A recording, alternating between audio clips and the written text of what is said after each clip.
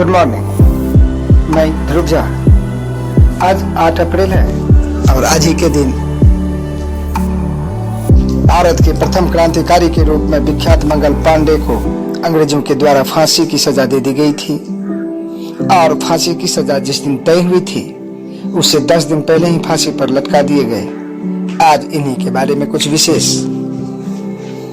भारत के प्रथम क्रांतिकारी के रूप में विख्यात मंगल पांडे देश के प्रथम स्वतंत्रता संग्रामी कहलाते हैं। उनके द्वारा शुरू किया गया अंग्रेजों के खिलाफ विद्रोह समूचे देश में जंगल की आग की तरह फैल गया था। इस आग को अंग्रेजों ने बुझाने की बहुत कोशिश की, लेकिन देश के प्रत्येक नागरिक के अंदर ये आग भड़क चुकी थी, जिसके बदौलत 1947 में हमें स्वतंत्रता प्राप्त हुई। Mangal Pandey British East India company के सैनिक थे।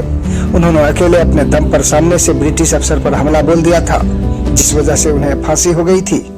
मात्र 30 वर्ष की उम्र में उन्होंने अपने जीवन को देश के नाम कुर्बान कर दिया था।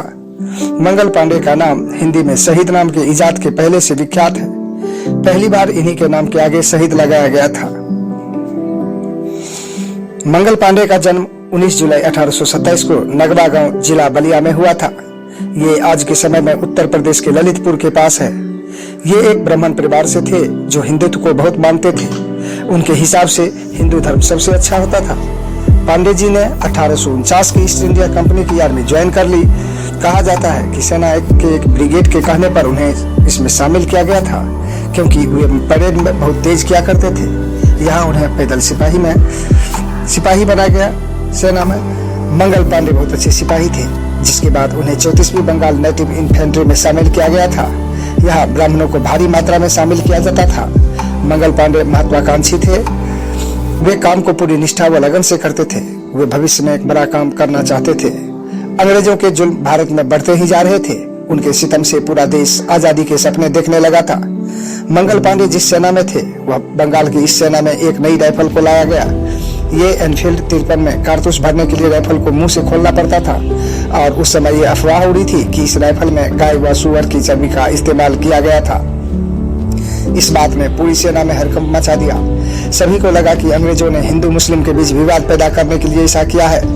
हिंदुओं को लग रहा था कि अंग्रेज उनका धर्म भ्रष्ट कर रहे हैं। हिंदुओं के लिए गाय उनकी माता के समान होती है, जिनकी वे पूजा करते हैं। इस हरकत से वे सब अंग्रेज सेना के खिलाफ खड़े हो गए थे। सबके अंदर अंग्रेजों के खिलाफ बगावत की भावना जाग उठी। 9 फरवरी 1857 को इस राइफल को सेना में बांटा गया। सबको इसका उपयोग करना सिखाया जा रहा था। जब अंग्रेज अफसर ने इसे मुंह से लगाकर बताया तो मंगल पांडे ने इसे करने से इनकार कर दिया। इस बार उन्हें अफसर के गुस्से का सामना भी करना पड़ा। इस घटना के बाद उन्हें सेना से निकालने का फैसला लिया गया। 29 मार्च 1857 को उनकी वर्दी व राइफल वापस लेने का फैसला सुनाया गया।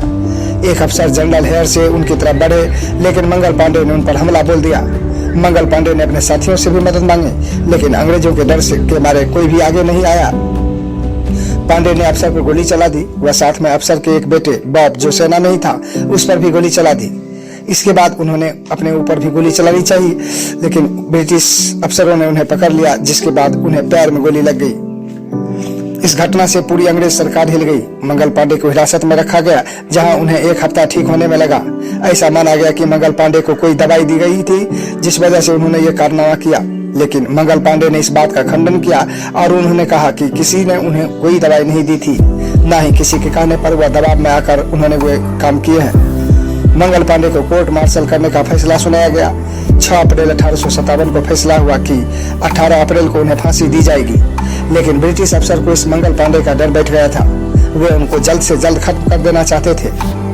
इसीलिए उन्होंने 18 की जगह 10 दिन पहले 8 अप्रैल को ही मंगल पांडे को फांसी पर लटका दिया। अंग्रेज अफसर में मंगल पांडे की मौत के बाद भी उनका खौफ था। वे उनकी लाश के पास जाने से भी कतरा रहे थे।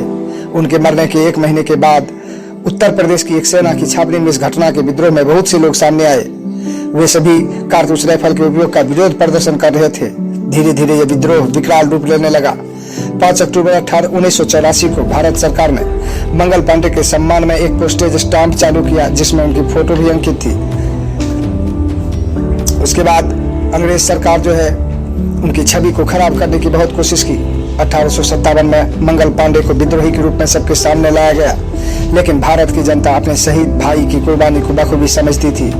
वो उनकी झूठी बातों में नहीं आई। मंगल पांडे ने जिस बात की शुरुआत की थी उसे अपनी मंजिल पहुंचने में 90 समय का लंबा सफर तय करना पड़ा। शुरुआत उनकी थी जिनसे प्रेरणा लेकर लाखों लोगों ने स्वतंत्रता की